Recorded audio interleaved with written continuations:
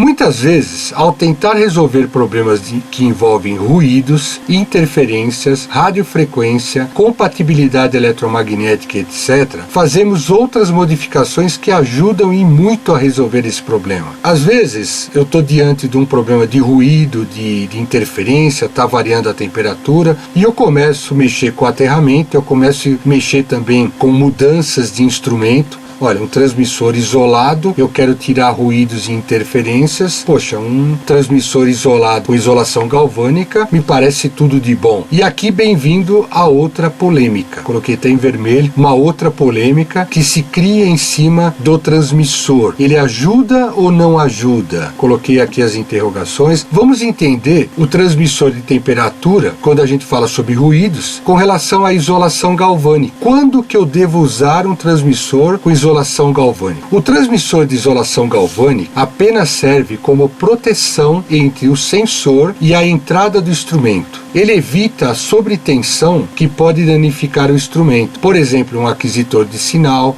um CLP e etc. 2. O CLP possui entradas isoladas ou não isoladas. É muito comum, pessoal, ter entradas não isoladas. Isso devido ao alto custo na opção isolada. Então, na hora que eu vou comprar um CLP, a empresa vai comprar um CLP, ela acaba optando pelas entradas não isoladas, até por conta da diferença de custo desses CLPs. E quando eu estou diante de um CLP com entradas não isoladas, como é que eu faço para isolar essas entradas? Eu uso um transmissor com isolação galvânica. Eu isolo a entrada por exemplo, aqui como eu coloquei, do aquisitor de sinal, de um CLP, usando um transmissor de isolação galvânica. Eu acabo criando na sua entrada um isolamento do próprio transmissor. Mas o uso desse transmissor ajuda em caso de ruídos e interferências? Aqui é a grande polêmica. Não é pouco comum as pessoas falarem o seguinte: eu usei o transmissor isolado e resolveu. Que às vezes o pessoal usa, não sabe por que resolveu. Então por isso que é muito importante o conceito. Qual o conceito para usar um transmissor que tem isolação galvânica? É o que a gente acabou de passar para vocês. Ele serviria para isolar ruídos? Então vamos dar uma olhada aqui. Os transmissores, eles fazem o quê? Eles digitalizam o sinal de entrada em relação à saída.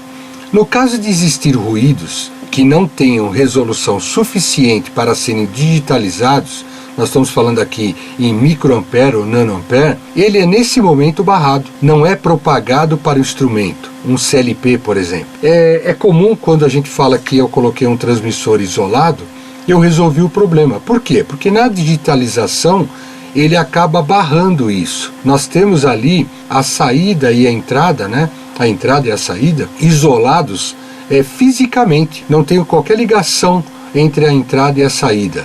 Então eu tenho lá um trafozinho, um transformadorzinho pequenininho, que ele faz essa transferência de energia, de sinal.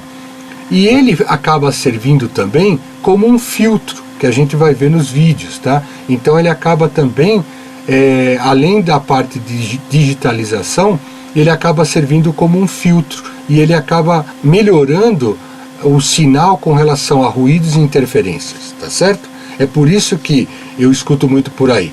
Eu já usei o transmissor isolado e ele acabou resolvendo o meu problema. Qual que é a conclusão que eu levo, pessoal, com relação aos transmissores de isolação galvânica? Essa pesquisa feita com profissionais que eu venho falando aí desde o começo, e aí eu ressalto aqui, como eu ressaltei antes, que um deles, talvez um dos mais renomados quando o assunto é ruído e interferência. Eu aproveitei essa oportunidade, onde eu estava reunindo essas informações, resolve ou não resolve? Sim ou não? Em termos de percentual, né, que eu fiz aqui a pergunta, qual o percentual de solução ao usar um transmissor com isolação galvânica em um processo que tenha ruídos e interferências? Quanto que ele vai resolver em termos de percentual? Pela experiência dessa pessoa, quanto resolveria? 80% de solução, pois depende da amplitude desses sinais. Como a gente falou, se o sinal tiver uma amplitude muito forte, ele vai acabar passando, é claro. Mas nos casos comuns, daqueles ruídos e interferências que a gente tem no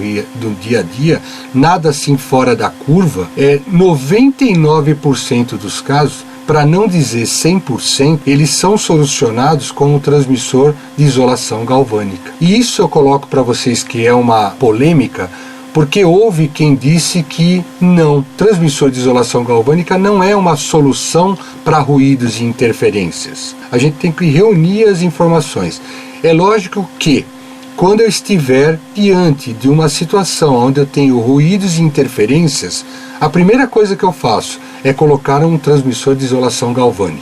É a primeira situação, tá certo? Aí eu passo para a blindagem de cabo e etc., localização do ponto de origem do sinal, e aí a gente vai.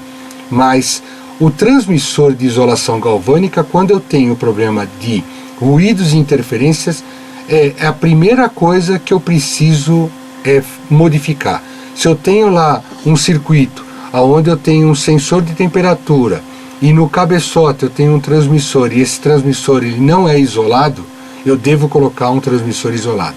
Existem algumas recomendações de que, e se ele tiver no painel, a mesma coisa, ele tem que ser isolação galvânica. Sou uma pessoa que às vezes coloca as coisas no tempo para a gente conhecer a evolução dos instrumentos, a evolução dos transmissores, para que a gente possa entender os problemas nos dias de hoje. Vamos analisar o transmissor no tempo.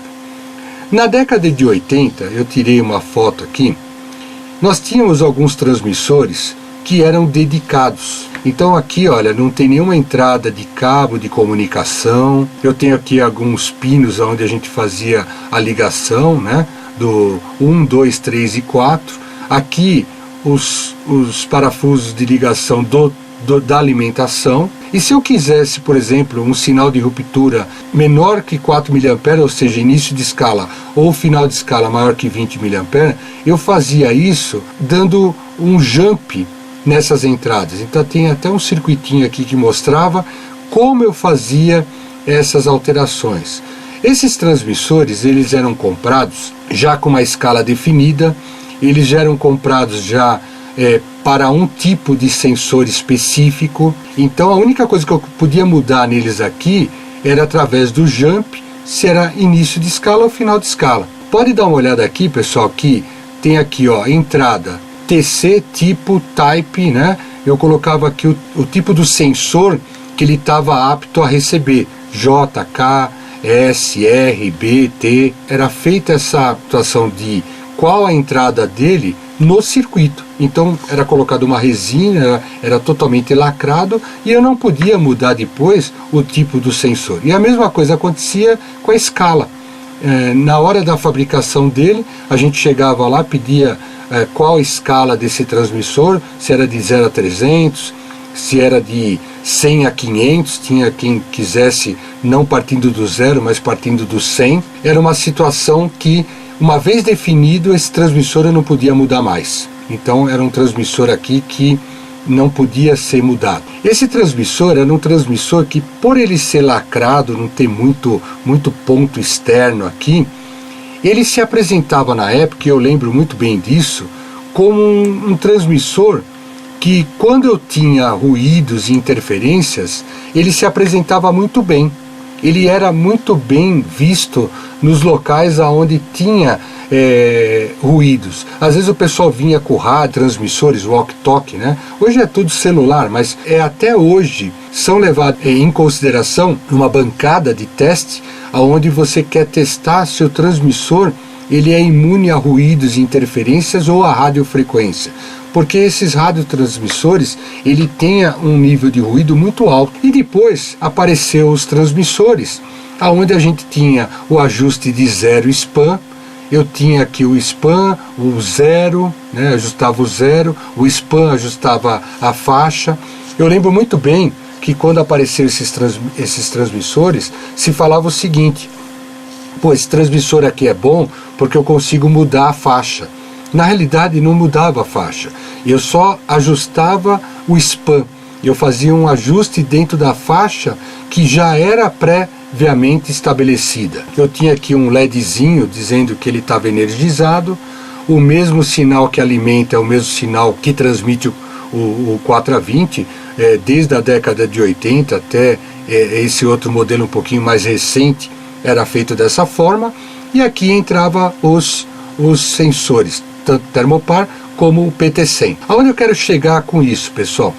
Esse transmissor, ele na época começou a dar alguns problemas com relação a ruídos, interferências. Existiam as pessoas que falavam o seguinte: por ele ter esse ajuste de zero, esses ajustezinhos, esses trimpotes aqui que você consegue modificar e mudar o ajuste de zero span, por intermédio deles, o sinal, eles serviriam como tipo uma antena, que ele captava essas interferências, esses ruídos, essa radiofrequência e jogava para dentro do circuito. E aí fazia toda aquela parte de variação de temperatura por conta disso. Esse aqui era bem melhor porque era blindado. Era exatamente isso que se vendia na época. Vamos analisar o seguinte. Eu fiz uma experiência de perguntar, de fazer essa pesquisa que eu falei para vocês, e existe um pouco de fundo de verdade com relação a esses componentes externos captarem sinais externos de radiofrequência para dentro do circuito. Até porque apareceram aí os transmissores isolados galvanicamente, né, com isolação galvânica, que bloqueiam isso. A gente vai fazer umas experiências para desmistificar, mas aí está dentro dos vídeos que a gente vai apresentar. Mas essa foi a sequência dos fatos. Hoje nós temos esses transmissores, que é muito comum, o jeitão dele aqui, ó. Coloquei até uma flechinha aqui, que ele tem uma certificação CE, e ele também é isolação galvânica. Ele tem a isolação galvânica, ou seja, a entrada é isolada da saída. E aqui nós temos o que foi falado na pesquisa anterior, que 99% existe a solução do problema de ruídos e interferências quando nós usamos os transmissores de isolação galvânico. Então, aqui é a situação no tempo. Depois a gente vai fazer um teste em cada um deles em bancada, tá, pessoal?